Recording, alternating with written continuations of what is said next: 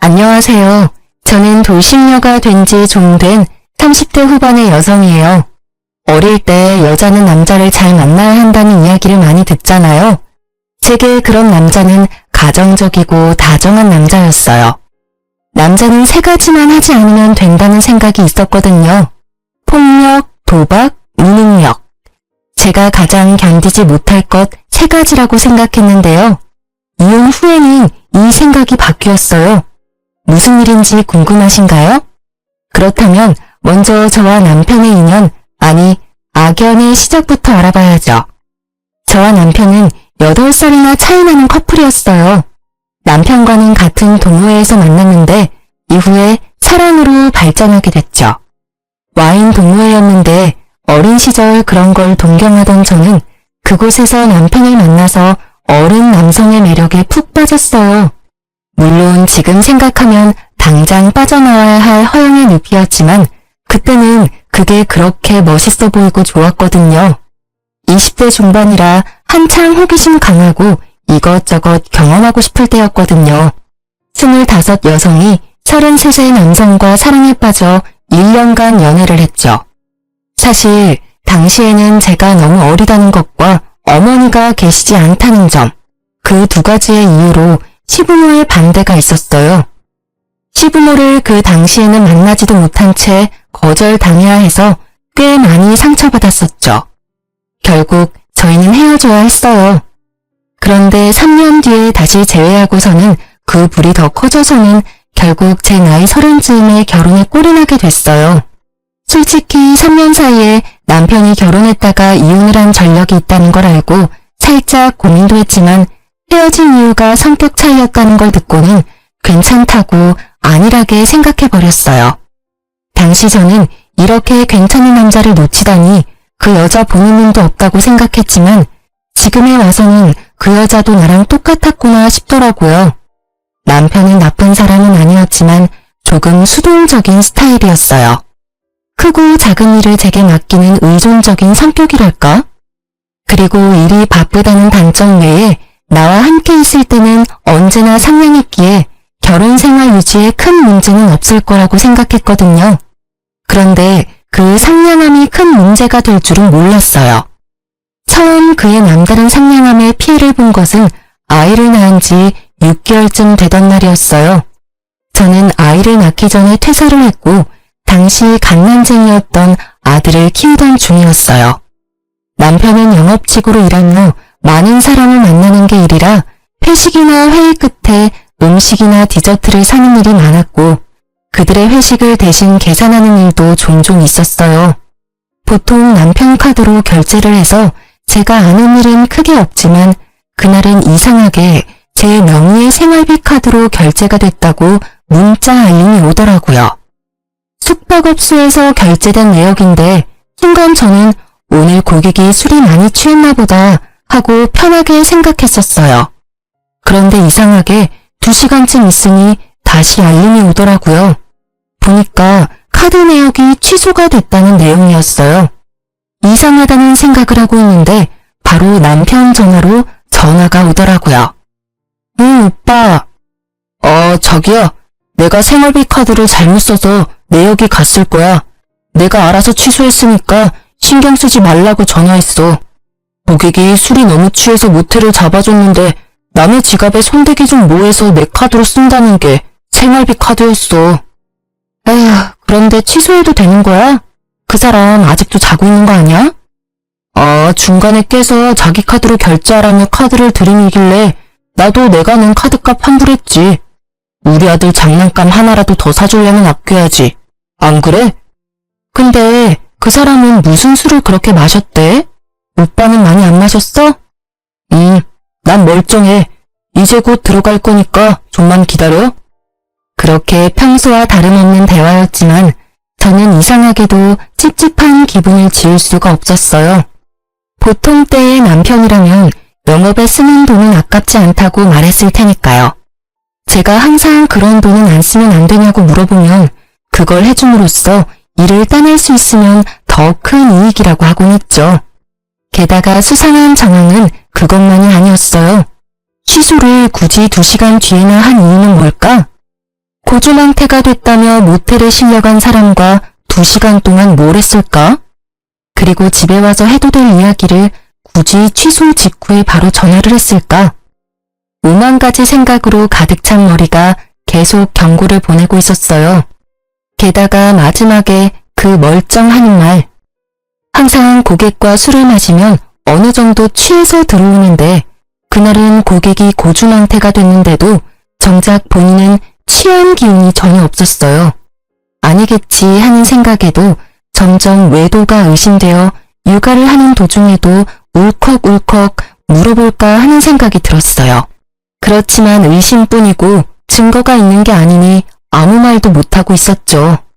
그러다가 며칠 뒤 남편이 스마트워치를 놔두고 간 일이 있었어요. 항상 차고 가는데 그날은 애가 가지고 놀다가 어디에 놔둔지 못 찾는 바람에 그냥 일하러 간 거였거든요. 아침 청소하다가 그걸 찾았는데 계속 눈이 가더라고요.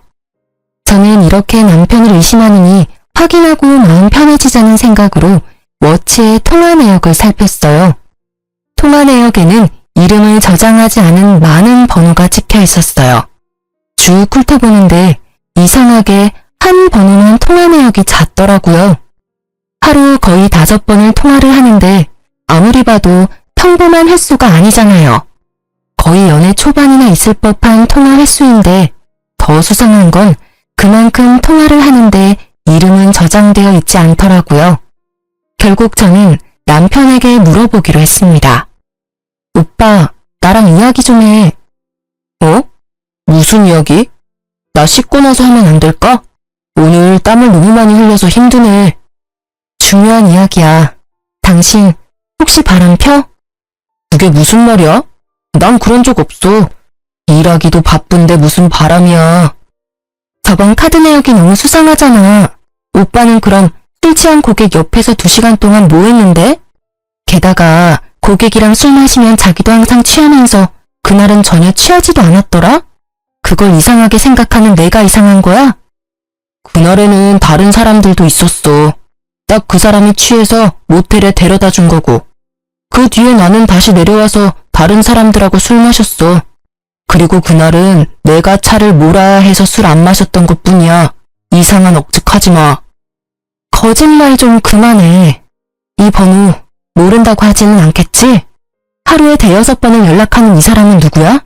아니, 한 달을 넘게 그렇게 열렬히 통화하면 이름이라도 저장해놔야 되는 거 아니야? 나한테 들키지 않으려고 저장 안 해둔 거 아니야? 그쯤 되니 남편의 표정이 차분해지더라고요. 그 표정에 남편이 바람을 폈다는 것을 알게 됐어요. 누구야? 언제부터 만났어? 오빠 참 잔인하다. 어떻게 갓난쟁이를 옆에 두고 바람을 펴? 머릿속에 그 생각뿐이니? 왜? 내가 출산하고 엉망진창 되니까 다른 여자가 눈에 들어와? 어? 그래서 바람 폈어? 아니야. 여보, 믿어줘. 그런데 진짜 딱 한 번 만났는데 그 여자가 나를 쫓아다닌 거야. 나도 그 여자 피하고 싶은데 일로 엮여있으니 막 냉정하게 못하고. 모텔도 그래. 그날 딱 한 번이야. 그것도 헤어진다는 조건으로 그렇게 해주기로 한 거였다고. 진짜로 이것만은 믿어줘. 이미 제 신뢰는 깨어졌고 남편이 무슨 말을 해도 믿음이 안 가더라고요. 게다가 상대방이 쫓아다녀서 만나줬다는 건 무슨 망언인지. 싫으면 다른 직원에게 그 여자 처분을 맡기면 될 것을 지도 싫지 않았으니까 연락하고 만났던 거 아니에요. 저는 분한 마음을 삭히지 못했어요. 그리고 다음날 예정되어 있던 시댁과의 식사 자리에 참석을 해서는 시부모에게 남편의 바람 사실을 알렸어요. 물론 곧 후회했지만요. 왜인지 잘 아시죠? 팔은 안으로 굽어요. 그것도 심하게. 어머님, 말씀 들어보세요. 오빠 일한다고 늦게 들어오는 동안 다른 여자 만나고 있었어요. 아직 아들이 6개월밖에 되지 않는데요. 그게 진짜니? 우리 애가 다른 여자 만나고 다니는 걸 네가 직접 봤어? 그런 부적절한 행위를 하는 걸 직접 눈으로 본 거야? 그건 아니지만 모텔 결제 내역도 있고 남편이 직접 제게 실토했어요. 나도 들었다. 딱 한 번이라며? 그것도 앞으로 그러지 않는다는 조건으로 한 번이라는데 넌 그것도 이해를 못 해주니? 지금 뭐가 문제야? 애가 네 옆으로 돌아왔으면 다 되는 일 아니니? 그럼 너는 얘가 바람 펴서 이혼이라도 하겠다는 거니? 내가 보기에 너 약간 의부증 있는 것 같아. 무슨 망상으로 내 자식 망치려는 거야? 이 좁은 동네에서 소문이라도 나면 네가 책임질 거야? 의부증이라뇨. 이미 오빠가 다 이야기했다고요. 바람을 핀 건 오빠인데 지금 왜 제가 여기서 혼나고 있는 거죠? 아무리 팔이 안으로 굽는데도 이건 아니죠. 잘못한 일은 잘못했다고 해야 일이 바로 잡히는 게 기본 상식이잖아요. 그러면서 저한테 엄마 없이 자랐다고 무시하셨던 거예요? 어머님 아들을 좀 보세요. 얼마나 곱게 자랐으면 이렇게 작은 아들을 두고 다른 여자랑 바람을 펴요. 신호와 저의 언쟁이 커지자 결국 남편과 시부가 저희를 뜯어 말렸어요. 그러면서 집으로 돌아가는 차 안에서 남편이 제게 말하더라고요. 정말 미안해. 내가 어떻게 하면 당신이 나를 용서해 줄까? 내가 할 수 있는 건 뭐든지 할게. 응? 남편이 용서를 구하고 있었고 저는 이 당시만 해도 이혼을 생각할 만큼 경제적으로 좋은 상황은 아니었어요. 그래서 결국 조건을 걸고 용서를 하기로 했어요. 오빠가 내 요구에 응하면 우리 아들을 봐서라도 한 번은 용서해 줄게. 그래, 그게 뭔데? 내가 다 할게. 일단 그 여자 먼저 정리하고 당분간 폰에 위치 추적 앱 깔아놔. 내가 언제 어디든 오빠 어디서 뭐 하는지 확인할 수 있게. 그리고 앞으로 뭘 하든 평소 루틴과 다르면 실시간으로 연락하고 전화할 때는 영상통화로 해. 알았어. 그렇게 할게. 걱정하지 마. 나 진짜로 이번 한 번뿐이었어. 그러니까 앞으로 그런 실수는 안 할 거야. 언제든 자기 원하면 영상통화해. 영업 중이라도 달려가서 받을 테니까. 너무도 흔쾌히 받아들이는 남편의 모습이 영 찝찝했지만 그 뒤로 제가 한 말을 철저히 지키는 남편을 보며 정말로 그것뿐이었나 하는 생각이 들었어요. 물론 그건 저의 착각이었지만요. 남편은 매도가 들킨 다음부터 저에게 더 잘해주기 시작했어요. 제가 냉정하게 대할수록 더 살갑게 대하더라고요. 저의 앙금도 살짝 가라앉기 시작했을 때쯤에는 깜짝 선물도 해줬어요. 자기야, 잠깐 눈 좀 감아봐. 갑자기 눈은 왜? 아니, 진짜 감아봐. 어서. 눈을 감은 내 손을 끌어당긴 남편이 제 손 위에 무언가 얹어줬어요. 눈을 뜨니 작은 상자가 있더라고요. 이게 뭐야? 짜잔. 예쁘지? 이거 엄청 비싼 다이아 반지야. 자기 고생시키는데 미안한 마음이 들어서 이번 특별 보너스랑 적금 조금 합쳐서 샀어. 남편은 그렇게 말하며 제 손가락에 반지를 끼워주더라고요. 그 반짝거리는 영롱거림이 어찌나 아름답던지 제 눈을 멀게 만들 뻔했어요. 너무 예쁘다. 비싸지는 않았어? 뭐 1000만원쯤 되긴 했는데. 자, 여기 보증서. 잘 넣어둬. 저는 남편의 모습에 이제 진짜로 남편이 반성을 하고 있다고 받아들였어요. 왜 외도를 들키면 적반하장으로 나오는 사람이 많은데 남편은 제게 더 잘해주고 있었으니까요. 그래서 마음의 경계를 살짝 허물었어요. 그런데 그런 저의 레이더에 걸리는 게 하나 생겼어요. 다이아 반지 선물을 해주고 난 뒤 남편은 유독 폰게임을 많이 했어요. 처음에는 조금씩 하는 듯 하더니 어느 날은 보니 하루 종일 그걸 켜놓고 하고 있더라고요. 업무 스트레스가 심해서 게임을 하는 건가 하고 생각하고 있었는데 이상하게 어딜 가든 그 게임 앱을 틀어놓고 점점 저와의 대화도 무성의하게 답변하더라고요. 그게 눈에 보이기 시작하니까 저도 이상한 생각이 들었어요.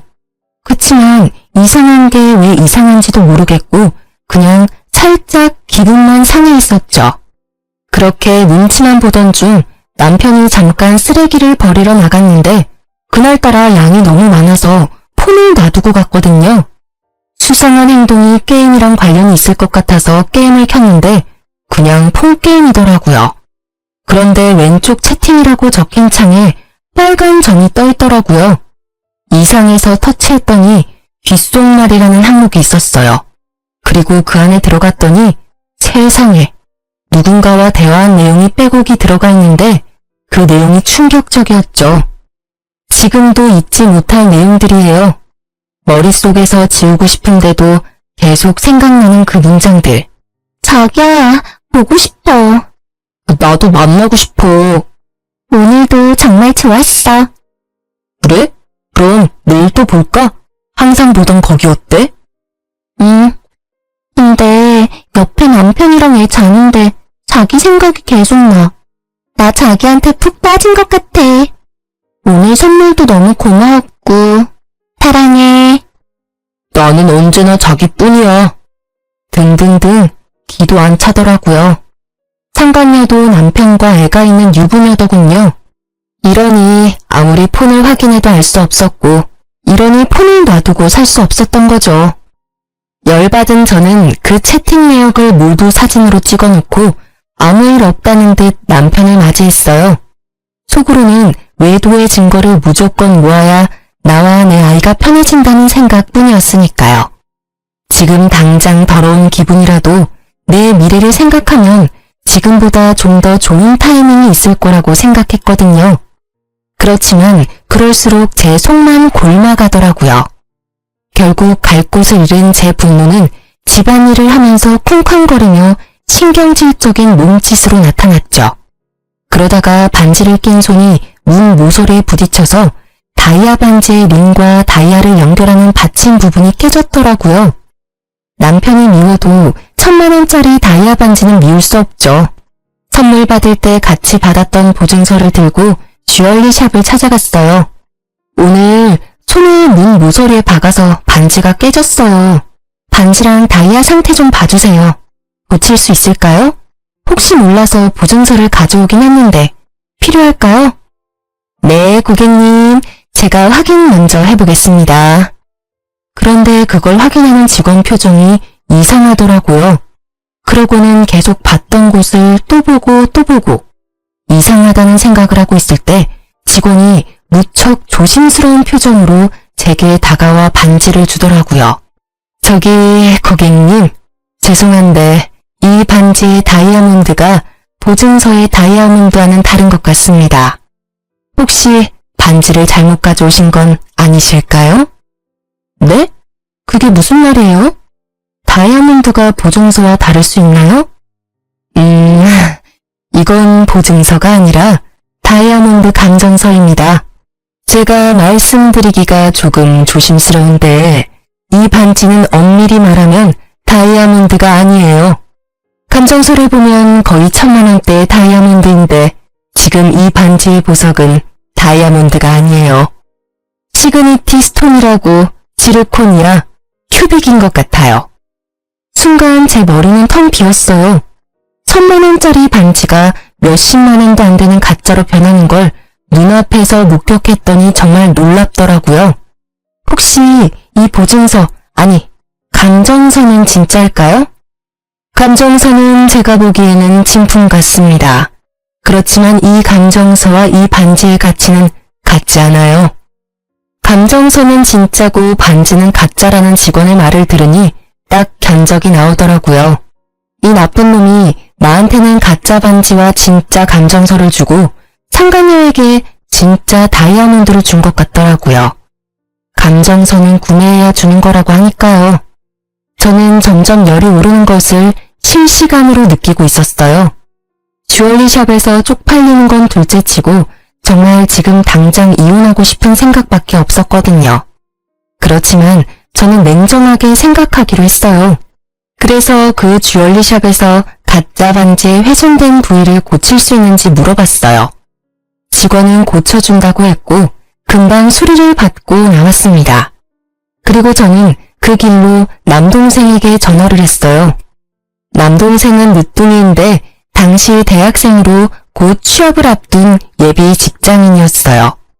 그래서 생각보다 시간이 많이 있었기에 저 좀 도와달라고 했죠. 내 형이 외도를 하는 것 같다는 말을 했더니 남동생이 기꺼이 제 손과 발이 되어주겠다고 하더군요. 그렇게 저는 동생에게 남편의 미행을 하게 했어요. 남편이 여자를 만나면 여자를 따라가서 어디서 일하는지, 어디에 사는지, 어떤 사람을 만나는지 알려달라고 했어요. 이후 동생이 보낸 문자에는 여자의 직장과 집 주소와 둘을 미행하며 찍은 사진이 다 찍혀 있더라고요. 게다가 동생 말에 따르면 두 사람은 불륜을 저지르기 위해 차를 이용하지 않고 대중교통을 사용하며 어떤 곳이든 현금을 이용했다고 하더라고요. 이렇게 치밀하게 외도를 하다니 그 이야기를 남동생의 입으로 듣는 저는 자괴감과 분노로 불타올랐습니다. 어떻게든 이 두 연놈에게 복수를 해야겠다고 생각했어요. 그리고 며칠 뒤 친정아버지가 연락이 오셨더라고요. 예, 차가 너무 오래돼서 이제는 못 쓰겠구나. 차를 사야 하는데 지금 당장 쓸 수 있는 현금이 얼마 없는데 네가 좀 빌려주련? 아빠 적금 끝나면 이자 쳐서 돌려줄게. 아버지가 제게 도움을 청하시더라고요. 저는 아버지의 전화에 아주 좋은 생각이 떠올랐어요. 그날 저녁 그 여자와 만나고 돌아온 남편에게 저는 한치의 의심도 없는 표정으로 남편을 향해 물었어요. 오빠, 아빠 차가 오래돼서 고장나서 이제는 아예 작동이 안 된다고 하네? 내가 아빠 고생한 의미로 차 살 때 돈을 좀 보태주고 싶은데 내가 지금 돈 버는 것도 아니고 좀 그렇잖아. 그래서 그러는데 오빠가 좀 다이아 반지 팔아서 돈 마련해도 돼? 제 말에 남편의 얼굴이 순식간에 흑빛으로 변하더라고요. 그 표정을 진짜 박제하고 싶을 만큼 웃겼습니다. 가짜 반지를 줬다는 그 명확한 증거가 얼굴에 드러났거든요. 내가 이게 가짜라는 걸 모르고 팔러 간다면 다 알게 될 거라고 생각했는지 초조하게 생각하더니 이내 말하더라고요. 자기야, 그 반지는 내가 자기한테 준 선물이잖아. 쉽게 팔려고 하지 말고 잠깐 있어봐. 어차피 장인어른 차도 바꿨어야 했고 나도 사위된 입장에 도움을 드리는 게 맞는 것 같으니까 내가 돈 마련해서 줄게. 그럴래? 그럼 좋지. 그렇잖아도 내일 주얼리샵이나 갈까 했거든. 그동안 정이 많이 들었는데 그래도 돈 없을 때는 폐물을 파는 게 돈이 되니까. 모르는 소리야. 금은 돈이 좀 되는데 다이아몬드는 살 때보다 팔 때 가치가 많이 떨어지거든. 그러니까 팔 생각하지 말고 잘 가지고 있어. 내 사랑과 신뢰의 증거니까. 그렇게 말하는 그놈의 입을 확 꼬매고 싶을 만큼 충동적인 분노가 올라왔지만 꾹 참았어요. 이 가짜 반지로 1,000만 원을 벌었으니까요. 저는 남편에게 싱긋 웃어주고 그 다음날 남편이 보내온 1,000만 원을 아버지 통장으로 냉큼 보내버렸어요. 친정아버지는 큰돈에 깜짝 놀랐고 저는 일단 쓸 만큼 쓰시고 나머지는 넣어두라고 했죠. 이왕이면 다 써도 된다고 했어요. 이 나쁜 놈은 나랑 결혼하고 장인어른한테 신경 쓴 적이 단 한 번도 없으니까요. 아버지에게 주는 위자료라고 생각하는 게 맞겠죠. 그리고 저는 이 가짜 반지의 마지막 사용처를 이미 결정해둔 상태였어요. 있지 오빠, 다음 주 토요일에 사촌 언니가 결혼한대. 내가 애 본다고 못 가겠다고 했는데 꼭 오라고 하더라고. 근데 지방이라서 1박으로 다녀와야 하는데 갔다 와도 될까? 오빠는 힘들 테니까 집에서 쉬고 나도 오랜만에 친정 식구들하고 여행 가는 기분으로 다녀오게. 애기랑 같이 가서 애기 자랑도 하고 이왕 간 김에 오빠가 준 다이아 반지도 자랑하고 오게. 물론 사촌 언니의 결혼은 거짓말이었어요. 그렇지만 남편은 보기 좋게 걸려들더라고요. 그래, 갔다 와. 당신도 바람 좀 쐬야지. 아들은 나랑 있으면 더 울 것 같고 아직은 엄마 품이 더 좋은 것 같으니까 같이 갔다 와. 대신 그 다음 날에는 내가 육아 전담할 테니까. 그럼 괜찮겠지? 그놈은 웃으며 제게 그렇게 말했습니다. 그 시커먼 속을 제가 모를 줄 알았나 봐요. 눈에 띄게 즐거워하는 눈빛을 보니 이번에도 제가 없는 틈에 상간녀와 만날 것 같더라고요. 그 모습을 보며 저는 속으로 비웃었지만 겉으로는 환하게 웃으며 말했어요. 응, 고마워. 사실 그날 오는 사촌 언니가 주얼리 디자인을 하는 언니거든. 그 언니한테 이렇게 예쁜 다이아 보기만 했지 선물 받은 적은 없지? 하고 자랑할 거야. 언니가 완전 부러워하겠지? 일부러 그렇게 말했어요. 이거 가짜라는 거 이제 곧 밝혀진다는 걸 알려줬죠. 남편의 얼굴이 다시 똥 마려운 개처럼 초조해 보이더라고요. 제 알 바 아니지만 이쯤 되면 이 똥 마려운 개가 뭔가 조치를 취하려고 할 거라 예상했어요. 자기야, 근데 가만히 생각해보니까 당신 몸도 아직 힘들고 이번 결혼식은 가지 않는 게 좋을 것 같아. 그냥 집에서 쉬지 않을래, 같이? 안 돼, 이번에는 꼭 가야 해. 그 언니는 나랑 자매처럼 컸어. 게다가 엄마랑도 오랜 시간을 같이 보내서 나한테는 각별한 사람이라고. 이번에는 무슨 일이 있어도 갈 거야. 강경한 제 태도에 남편은 알겠다고 말은 했지만 그날부터 생각이 많아진 것 같았어요. 그리고 이틀 뒤 갑자기 저한테 반지 링 부분에 흠집이 생겼다며 자기가 깨끗하게 수리해서 오겠다고 하며 가지고 가더라고요. 가져갔다는 건 다시 돌려준다는 이야기고 다시 돌려줄 때는 가짜가 아닌 진짜가 되어 있겠죠. 전문가가 보면 대번에 알아챌 테니까요. 제가 다이아를 감정받을까봐 상간녀에게 준 진품과 제 가짜 반지를 바꿔치기 하려는 것 같더라고요. 제가 생각한 그대로 행동하는 남편을 보며 저는 오밀불만 기다렸어요. 진짜 다이아몬드 반지를 말이죠. 그리고 가짜가 아닌 진짜를 가져온 날. 저는 그날부터 손에서 빼놓지 않고 매일 끼고 있었어요. 그리고 사촌 언니의 가짜 결혼식 날이 가까워졌어요. 저는 남편을 시댁에 보내놓고 몰래 상간녀의 직장을 찾아갔어요. 그리고 점심 먹으러 나오는 상간녀에게 다가가 말을 걸었죠. 안녕하세요. 누구세요? 저 당신이 바람피는 남자 와이프예요. 잠시 카페에서 얘기 좀 하실래요? 직장 앞에서 시끄러워져도 좋다면 전 여기도 상관없어요. 상간녀의 표정이 살짝 당황하는 듯 하더니 이내 당당해지더라고요. 참 이상한 게 왜 불륜을 저지르는 것들은 그렇게 당당할까요? 이 여자도 딱 그 모양새였어요. 내 남자에게 사랑받는다는 그 자신감이 이 해픈 여자를 당당하게 만든 모양이니 그걸 확 깨부셔주고 싶었거든요. 당신이 우리 남편이랑 깊이 사귀고 있는 거 알아요. 그래서 당신한테 하나 알려주려고 왔어요. 그 남자 보기보다 여자가 많아요. 당신 말고도 만나는 여자가 있으니까요. 그걸 왜 저한테 이야기하세요? 우리 사이 흔들려고 하시는 것 같은데 저는 그런 거에 흔들리지 않아요. 그 사람은 서로 이혼하고 결혼하자고 했거든요. 그 말에 거짓이 없다고 생각해요. 싸움에 진 개가 여기까지 와서 짖는 건 좀 아니죠? 이 상간녀에게 거짓말을 하고 있는 내내 저는 상간녀의 비아냥거리는 말을 들으며 분노를 삭히고 있었어요. 그렇지만 그녀가 말하는 남편의 말이 진심이라고는 생각 안 했어요. 만약 남편이 저와 이혼하고 싶었으면 이렇게 저 자세로 나오면서 가짜 반지로 환심까지 사려 하진 않았을 테니까요. 저는 최대한 여유로운 표정으로 웃어 보였어요. 한 방 먹여줄 시간이었거든요. 미안한데 그 남자가 당신을 사랑하고 있다고 생각한다면 그건 착각이라고 말해드리고 싶네요. 아시려나 모르겠네요. 그 남자요. 저랑 이혼할 생각이 없어요. 왜인지 알아요?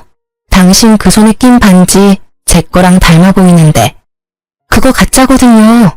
당신 존재가 그 정도뿐이라는 이야기죠. 제 말에 상간녀의 당당하던 얼굴이 놀라더라고요. 이거 진품이야. 같이 가서 확인도 했다고. 상간녀의 행동을 보니 남편 놈이 상간녀에게 상황 설명하지 않고 몰래 반지를 바꿔온 것 같더라고요. 물론 그랬겠죠. 외도나 하는 남자가 잠깐 바꿔치기 하면 될 일을 하며 애인에게 미움 살 일을 하지는 않을 테니까요. 저는 그래서 더 좋았죠. 못 믿겠으면 주얼리샵 가서 감정 받아봐요. 진짜인지 가짜인지. 그래야 당신이 사랑하는 그 남자 진심이 뭔지 알게 되겠죠. 아시겠지만 진짜를 준 상대가 좀 더 소중한 법이에요. 그렇지 않아요? 가격 차이가 어마어마할 텐데. 제 말에 상간녀가 순식간에 눈치를 채더라고요. 진짜로 자기 반지가 가짜일 수도 있겠구나 하고요. 당연히 가짜죠. 남편이 진품이랑 바꿔왔으니. 뭐 그 사람이 저한테 비중을 더 뒀다 해도 어차피 저는 이혼할 거예요. 그리고 상간녀 소송도 같이 진행할 거고요. 무슨 이야기인지 아실 거라고 생각해요. 저는 보시다시피 당신 직장도 알고 심지어 집도 알아요. 제가 어떻게 할 것 같아요? 온 동네 소문 다 내줄까요? 그러기만 해봐. 나도 명예훼손으로 고소할 거예요. 아무리 내가 나쁜 짓을 했더라도 당신도 그러면 범법자야. 알아? 잘 알고 있어요. 그러니 제 걱정은 말고 고소하세요. 저는요, 명예훼손으로 고소당해봐야 별 타격 없어요. 벌금? 위자료로 물면 되겠죠. 그리고 소문나는 거? 지금 제가 피해자인 거 알고 그러시는 거예요? 저는 그런 거 신경 안 쓸 거니까 편하게 해요. 고소. 대신 당신은 남편, 친척, 친구, 동료들에게까지 다 소문나서 어디에서도 얼굴 못 들고 다니게 만들 거야. 제 말에 상간녀의 표정이 금세 일그러지더니 그 자리에서 고개를 숙이더라고요. 2번 다시 만나지 않을 테니까 남편과 아이에게만은 알리지 말아주세요. 열연하셨네. 이렇게 남편, 아이 지극히 생각하는 여자가 어떻게 남의 남자랑 바람을 필 생각을 했어? 그냥 계속 만나. 만나면서 내가 언제 너희 집 직장에 소문낼지 기대하고 있으라고. 저는 그렇게 말해주고 상간녀를 놔두고 나와버렸어요. 딱히 소문을 내고 싶은 마음은 없었어요. 제가 그 상간녀에게 주고 싶었던 건 언제 소문이 날지 모른다는 두려움, 바로 그거였거든요. 평생을 조마조마하게 눈치 보며 살라고요. 그리고 상간녀를 만나고 온 그날 남편놈도 상간녀와 만나 이야기를 들었는지 술 취한 몰골로 집으로 들어오더군요. 들어오더니 깜짝 놀라더라고요. 그럴 수밖에요. 제가 세팅을 다 해놨거든요. 남편놈 불륜 자료와 시부모님까지. 왔어? 그 여자는 잘 만나고 왔나봐? 얼굴 보니 다 들었나 보네. 너 꼭 그렇게까지 해야 했어? 그 여자 왜 찾아갔는데? 이런다고 뭐가 달라지는데? 제발 좀 그만해라. 조용하게 좋게 넘어가자고. 조용하게 넘어가다니 더 크게 벌려야지. 그래서 내가 준비 다 해놨어. 어머님, 아버님한테도 다 보여드렸어. 보셨죠? 남편의 애까지 있는 여자랑 바람나서 자기야 사랑해 하하호호하며 즐겁게 지낸 거. 아무리 그래도 어린애를 두고 너무한 거 아닌가요? 바람 피면서 지 자식 얼굴은 무슨 낯짝으로 마주봤나 몰라요. 네가 뭔가 잘못한 거 아니니? 이 대화 내용이 우리 아들이 한 거라는 증거도 없지 않니? 게다가 이제까지 잘해줬다면서. 그거면 됐지. 남편이 돌아올 때까지 기다렸으면 될 거 아냐? 아니 외박을 하기를 해. 그 여자랑 단둘이 여행을 가기를 해. 꼬박꼬박 집에 들어오고 애 잘 보고 집안일 잘해주는 남편한테 뭐가 모자라서 이렇게 들쑤시고 다녀? 어머니, 잘해주고 잘못을 저지르면 다 용서해야 하나요? 세상에 그런 게 어딨어요. 외박하고 단둘이 여행을 꼭 가야 외도인가요? 두 사람 대화 내역과 모텔 간 횟수를 보세요. 제가 꼭 이렇게 노골적으로 이야기를 해야겠어요? 아, 혹시 첫 번째 부인도 이렇게 이혼했나 보죠? 제 버릇 남 못 준다고 그때도 똑같이 그랬나 봐요. 그래, 그때는 내가 상간녀가 될 뻔했지. 어디서 아무것도 모르는 게 여기 와서 난리야? 너 그 당시에 유부남이랑 사귀었다고. 너도 그 상간녀랑 다른 게 뭐야? 어? 어디서 이게 잘난 척 어른들한테 따지고 들어? 시모의 폭탄 발언에 저도 순간 말문이 막혔어요. 분명히 제게 이혼했다고 이야기했었는데 그게 아니었더라고요. 이 나쁜 놈은 이혼 직전 별거 기간 중에 저를 만난 거였어요. 그 사실까지 알게 되니 더 이혼해야겠다는 생각이 들더라고요. 그때 분명 돌싱이라고 했어요. 이혼했다고 했으니까 만났지. 와이프 있었다는 걸 알았다면 절대 만나지 않았을 거라고요. 그때부터 나를 속였어. 나까지 망치려고. 나를 상간녀로 만들 뻔했다고. 야, 이 나쁜 놈아. 제가 받은 충격은 상상 이상이었어요. 나를 상간녀로 만들 뻔했던 남편놈의 대담한 행각에 그저 말문이 막힐 뿐이었어요. 그런 내게 아직 할 말이 남았는지 남편은 여전히 구구절절 내게 핑계 겸 탓을 하더라고요. 그래, 내가 총각 행세는 했지만 그때는 이혼 전 별거 중이었어. 그만큼 내가 너를 좋아했다고. 내가 바람은 피웠지만 언제나 너한테 돌아왔잖아. 이번에도 기다려줬으면 네 옆으로 돌아왔을 거라고. 그리고 내가 바람핀 게 그렇게 충격적이야? 아니, 내가 바람을 안 피는 게 이상한 일 아니야? 네 그 모습을 보면 어떤 남자가 당신한테 매력을 느낄 수 있어. 내가 잘못하긴 했지만 당신도 너무 편하게 있었던 거 아니야? 좀 꾸미고 예쁘게 있을 수도 있잖아. 바람을 필 원인을 당신이 제공한 거나 다름없다고. 나를 좋아했다는 사람이 이런 짓을 해? 그래놓고 내가 원인을 제공을 했다고? 내가 잘못한 게 있다면 네 새끼 아들 낳아서 키우느라 꾸미지도 못하고 몸매 망가진 거 하나야. 내가 원해서 망가졌어? 그럼 나 혼자 원해서 애 낳았니? 어디서 그딴 식으로 말할 수가 있어? 지금 벌어진 일들 중에 어느 것 하나 내가 원인이 된 일은 없어. 전부 네 잘못이지. 의지박약에 여자라면 환장을 하는 나쁜 놈.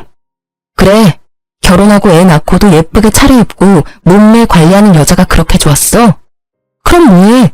그 여자도 불륜이나 저지르는 상간녀인데. 물론 네가 원한 건 하나도 없겠지. 그렇지만 매일 그 얼굴 보고 살아야 하는 내 생각도 좀 해줘야지. 게다가 내가 이만큼 숙여줬으면 너도 좀 양보해줘야 하는 거 아니야? 뭘 모르고 있나 본데 어찌됐건 나는 피해자고 그쪽은 가해자야. 유책 배우자. 그 말 뜻이 뭔지는 알지? 바람은 빼박이라고. 자, 결정해. 합의 이혼할 건지 소송으로 갈 건지. 합의하면 5천만 원에 반지, 아기 친권, 양육권 내가 가져갈 거야. 근데 소송으로 간다고 하면 나는 절대 이길 자신 있어. 그리고 이야기하는데 그 여자한테 상간녀 소송도 할 거야. 네가 뭔데 다 가져가. 소송해. 난 한 푼도 못 줘. 분명히 이야기했다. 이 이혼에는 네가 더 큰 잘못이 있어. 혼인 생활을 유지하지 못할 결정적인 사유. 나는 바람은 피웠어도 너랑 집에 최선을 다했다고. 남편 놈의 논리는 하나부터 열까지 기발한 것뿐이었어요. 어떤 환경에서 자라면 저런 논리적인 또라이가 될 수 있는 걸까요? 저는 콩숨을 치며 남편의 말에 맞받아치려 입을 열었어요. 그런데 그때 시부가 먼저 호통을 버럭 치시더라고요. 둘 다 그만해라. 내가 너한테 그 돈 줄 테니까 둘이서 그만 싸우고 깔끔하게 헤어져. 여기저기 남들 입방아에 오르내리면 그것만큼 보기 흉한 것도 없어. 아버지, 제가 불쌍하지도 않으세요? 돈도 위자료로 다 뜯기고 애도 뺏기게 생겼다고요. 왜 제가 다 이래야 하는데요? 불쌍하기는 좋아서 바람 펴놓고 이제 와서 피해자인 척이야? 왜? 이번에도 변명해봐. 그 여자가 당신 쫓아다녀서 딱 한 번 자줬다고. 내가 첫 번째 외도 때 그냥 인연 끊었어야 하는데 이제껏 끌고 온 것 자체가 문제였어. 아니, 그게 첫 번째가 맞긴 했어? 내가 모르는 다른 여자가 여기저기 있을지도 모르지. 진짜 징그럽다. 사람들은 알아? 이런 식으로 겉과 속이 다르게 사는 거. 나한테 잘해주면서 그딴 식으로 생각했다는 것 자체가 충격이야. 그만하라는데도. 너 앞으로 결혼해 결자도 꺼내지 마라. 여자 만나고 싶으면 결혼하지 말고 미혼 상태로 만나. 괜히 결혼해가지고 이런 분란을 2번이나 만들고. 내가 네 첫 이혼 때도 얼마나 창피했는지 알고나 있어? 네가 나한테 아들 노릇하고 싶다면 적어도 그 정도 책임은 져라. 앞으로 또 이런 구설수 생기면 상속은커녕 내 재산 전부 사회에 기부해버리고 갈 거니까. 시부는 동네에서 작은 음식점을 하시는데 아무래도 동네 사람들 상대로 하시는 장사다 보니 이런 안 좋은 일에 민감하셨거든요. 제가 보니 첫 번째 결혼 때도 이래저래 이야기가 많아서 장사에 악영향이 있었던 것 같더라고요. 그러니 이번에 아들이 2번째 이혼을 했다고 소문이 나면 이래저래 저번보다 더 타격이 클 것 같았는지 돈으로 조용히 무마하고 싶어하는 눈치였어요. 저야 그 편이 훨씬 좋았지만요. 사실 이 시댁에 좋은 기억이라고는 하나도 없잖아요. 연애 때도 거부당하고 결혼 때도 겨우 허락받았고 지금은 아예 골칫거리 취급당하고 있으니까요. 결국 시부의 불호령으로 이혼은 합의로 끝내기로 했습니다. 저는 결국 제가 원하던 걸 가져오게 됐어요. 위자료의 친권, 양육권, 그 와중에 진짜 다이아몬드 반지와 아버지 차 살 때의 준 돈까지 살뜰하게 다 챙겼어요. 애 아빠니까 양육비는 꼬박꼬박 보내. 보내지 않으면 오빠 회사에 찾아가서 모두 밝혀버릴 테니까. 영업하니까 평판이 얼마나 중요한지는 잘 알겠지? 나도 한다면 하는 여자인 거 오늘 봐서 알 거 아냐. 그 말을 꺼내는데도 그놈은 아무 대꾸도 없더라고요. 그 이후로 이혼하고 지금껏 제게 찾아오거나 연락을 한 적이 없었어요. 솔직히 저도 받을 거 다 받았으니 이제는 인연을 끊어버리고 싶었어요. 물론 지가 염치라는 게 있으면 연락을 안 하는 게 상식이겠죠. 그 뒤에 지나가는 말로 들었는데 전 남편은 상간녀의 남편에게 상간남 소송을 당했다고 하더라고요. 제가 보낸 상간녀 소송에 관한 걸 상간녀의 남편이 알게 돼서 전 남편에게 소송을 걸었던 모양이에요. 그리고 상간녀는 그 때문인지 전 남편과 헤어졌더라고요. 아무래도 가짜 다이아 반지와 제가 퍼뜨리겠다고 한 소문이 상간녀의 정신을 번쩍 들게 만든 듯 했어요. 전 남편은 저와 헤어지고 그 상간녀와 새 살림을 차릴 생각이었던 것 같은데 결국 계획은 모두 무산됐다고 하고요. 소문으로는 그 상간녀에게 버려졌다고 하더라고요. 얼마나 고소한 소식이었는지 몰라요. 들으면서도 엄청 비웃어줬어요. 고작 이 정도의 깨질 사이면서 모든 걸 걸고 불륜을 저지르다니. 게다가 시부모 또한 아들 자식 바람나서 처자식 버렸다는 소문이 온 동네를 휩쓸어버리는 바람에 동네 장사 접고 다른 곳으로 이사를 갔다고 하더라고요. 그리고 전 남편은 상간녀와 헤어지고 난 뒤에야 직장에 소문이 나는 바람에 회사를 옮겼다고 하더라고요. 나중에 한 사실인데 전 남편이 저와 헤어지지 않으려고 저한테 잘해주려고 했던 이유가 따로 있더라고요. 이미 첫 번째 이혼에서 여자를 너무 좋아해서 바람 때문에 이혼했다는 소문이 직장에 쫙 퍼졌다고 하더라고요. 그런 와중에 두 번째 이혼만은 절대 사수하려고 한 모양이었어요. 어떻게든 정상적인 사람으로 보이고 싶었나 봐요. 결혼을 2번을 했는데 2번 다 외도로 이혼했다고 하면 분명히 그런 사람으로 찍힐 거라고 생각한 것 같더라고요. 그런 소문이 무서우면 그런 행동을 하지 않으면 될 일을. 결국 습관처럼 다른 여자하고 붙어먹다가 이 난리를 만들게 됐으니 자업자득이죠. 어쨌든 그 퇴사 소식에 이제 절대 저와 만날 일 없을 거라는 생각에 속이 후련해졌어요. 저는 친정아버지와 함께 아이 키우며 잘 지내고 있어요. 애가 어느 정도 커서 일에 다시 복귀했죠. 이제는 몸매 관리도 좀 하고 예쁘게 꾸미기도 해요. 아줌마지만 꾸미기 시작하니 점차 자존감이 올라오더라고요. 최근에는 좋은 감정으로 만나는 사람도 있는데 아이의 앞날을 먼저 생각해서 어떻게 할지 결정하려고요. 사랑도 중요하지만 제게는 아이가 더 중요하다는 생각이 요즘에는 특히 더 강해졌어요. 사랑에 함정이 많다는 걸 알게 돼서 그런 것 같아요. 힘들 때 이런 사연 보며 정신적으로 도움을 많이 얻었는데 제가 이렇게 쓰게 되니 어색하지만 후련하기도 하네요. 사연을 쓰면서 다시 깨달은 거지만 바람 피는 건 용서를 하는 게 아니에요. 그냥 바로 거르는 게 정답이죠. 모두들 이건 잊지 마세요. 긴 글 끝까지 읽어주셔서 너무 감사하고 모두들 행복한 하루 보내세요.